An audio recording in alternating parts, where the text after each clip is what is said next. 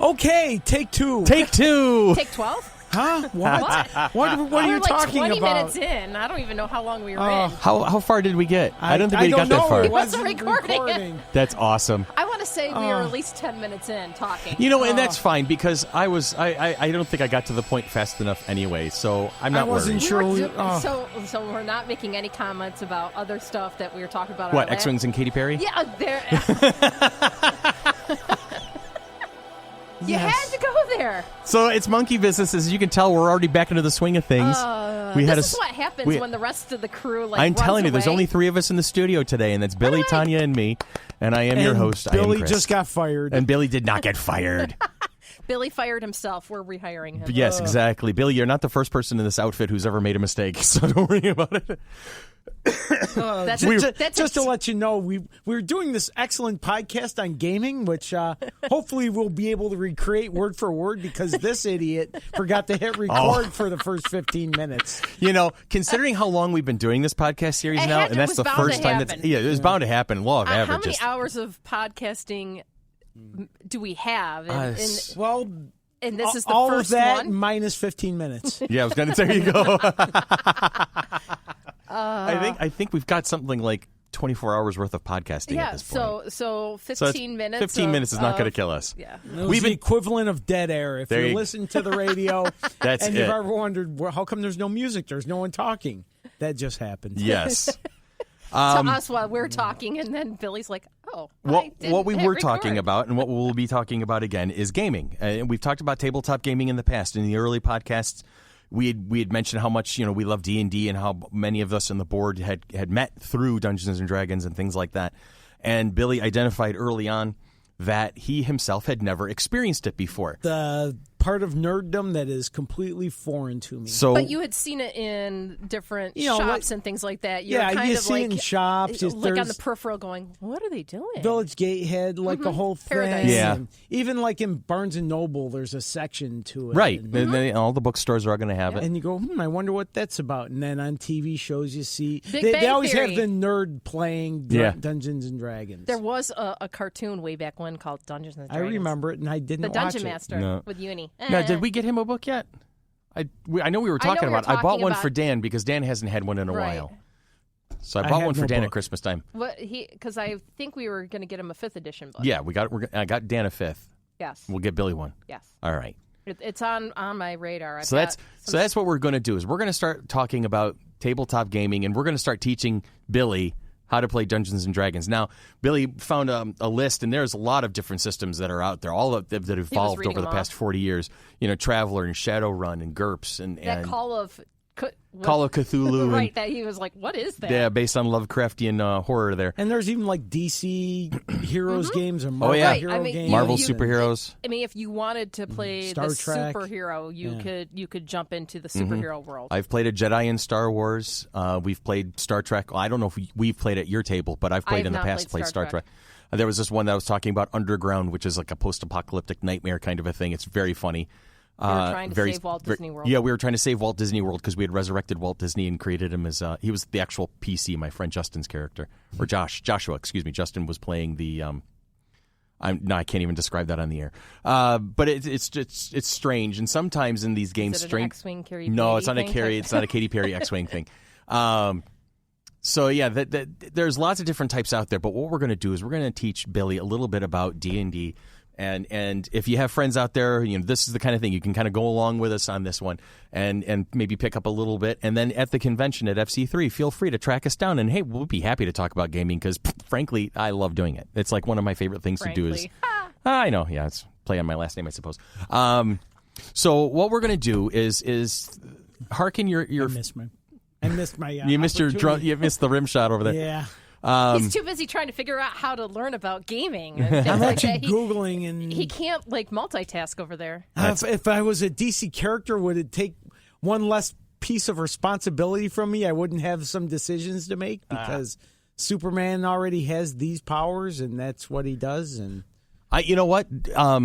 My last exposure to superhero gaming. I game mastered Marvel superheroes game, and I created everybody because the whole premise, as when you're the game master, the dungeon master, you're the guy in the middle. He was mean. Yeah, you basically you're the referee. You present the situation. So in this particular situation, we're sitting here in the studio teaching Billy. I am effectively the dungeon master.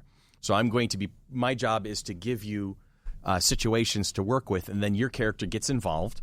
And you're like, okay, you make decisions. And you make decisions. I want to do this thing. I want to try this thing. I want to see if I can do this thing. And then the dice come into play to see success or failure. Now, in this superhero game, in this Marvel game that I was referring to, which we didn't know it was Marvel. Yeah. I knew I was taking over the Dungeon Master seat because was it Evan? Had been RuneQuest? Yes, we were doing something in we had played this long campaign for like 2.5 years. Just a transition to let Doug get chance. Get started. So I knew one DM was ready to finish up a long campaign, and another DM was getting ready to start another one. So I popped in, and I figured I'll do this over a couple of sessions. It'll be fun. You're the transitional guy? I was the transitional guy. I was the rebound guy. And so what I did is I crafted everything for the players. I did not even tell them what game system they were going to be in. And then I presented it as on the very first session. I said, okay, everybody wakes up with a splitting headache and no memory of who you are or what you are or where you are or why you got where you are. In a cave-type cell. Yeah, you were in a cave, like an underground cell. And so they all had to figure out not only how to get out of their respective cells, but who they were and how where they got there and how to fix the situation, how to beat the bad guys. So I'm letting them kind of piece things together little by little. They're asking me questions. They're like, well, can I do this? What do I look like? What does this person look like? And I had crafted everything ahead of time. So I had just handed out, as people were figuring things out, I started handing out character sheets. And that's when they started piecing together like, oh my God, this is where we are. This is so cool. Because there's no mirrors or anything around or no pools of water. So I don't know what I look like, but if you were another player character, I could see what you look like. So therefore, Chris would hand me the sheet that describes you. And I say, well, in front of me, I see you're 6 foot tall, you've got whatever. And then he would hand you the sheet that describes what I look like.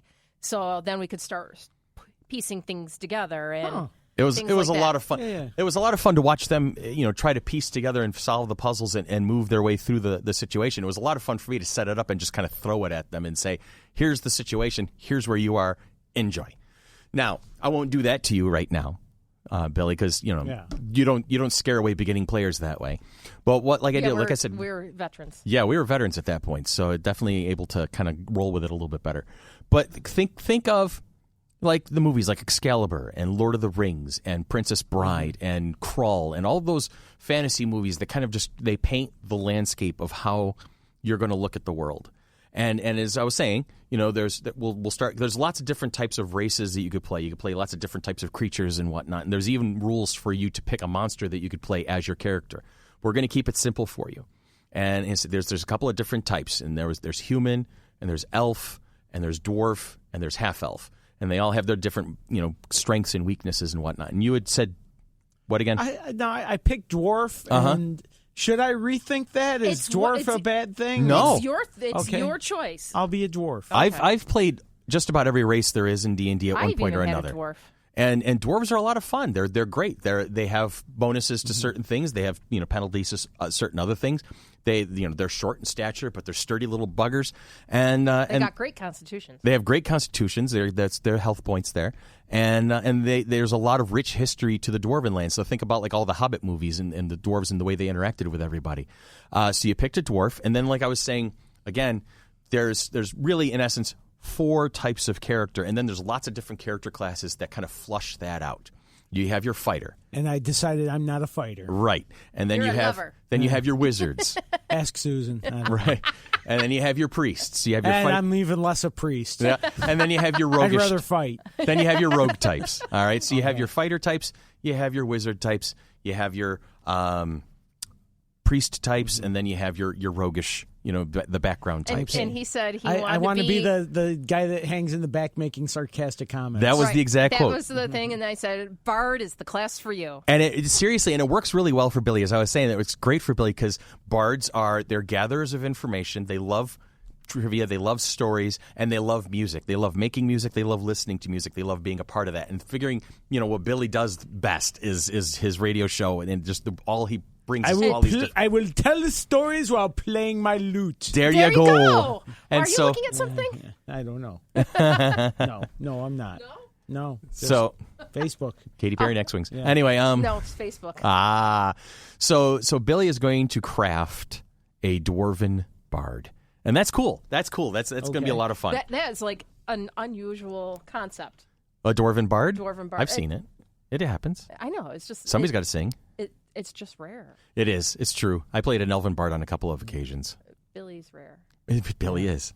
I have a human bard on Tuesdays. Billy, now you have to craft who you are more than just a dwarven bard. Okay, so what we're going to do is we're going to get my dice roller up here on my phone. I'm wearing a wacky T-shirt. Good. That can happen. He changes it with the different bands for whatever day he's... Could be that he's been landed in like the 21st century, but he was a bard from like fantasy times. And I don't have any ideas on where I'm going to put him just yet, but I'm working on it.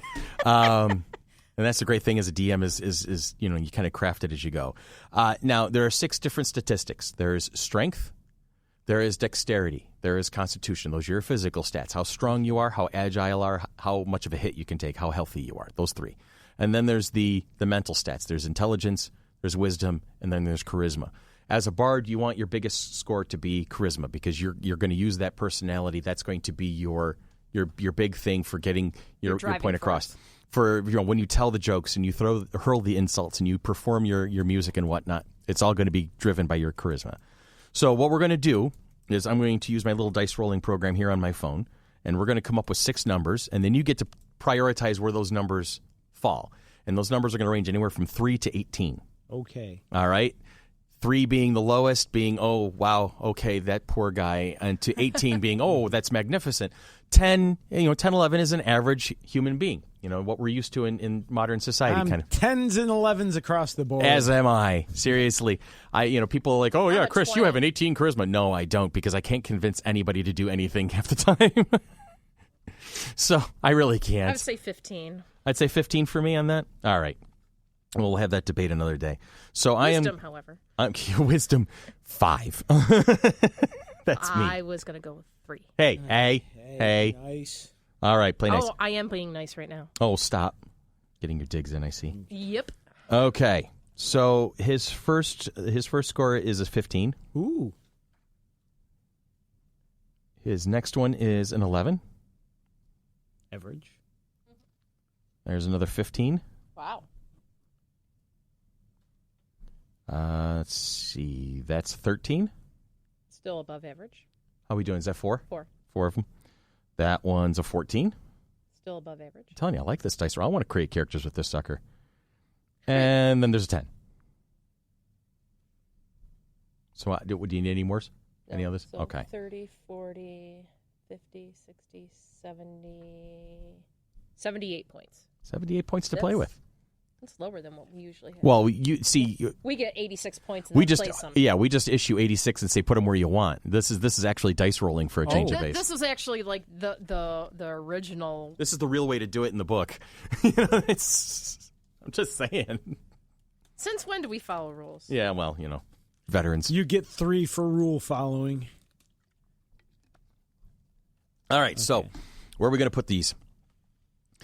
What does he have one that's like? Does he have anything higher than a 15? No. Okay, so put a 15 in charisma. Okay. And you're gonna probably put another one of the big ones in intelligence, so he has the skill points to play with. Well, actually, no, there's no skill points in 5th edition, is there? No, it all kind of goes off of proficiency and whatnot. I'm so used to 3rd and Pathfinder. No.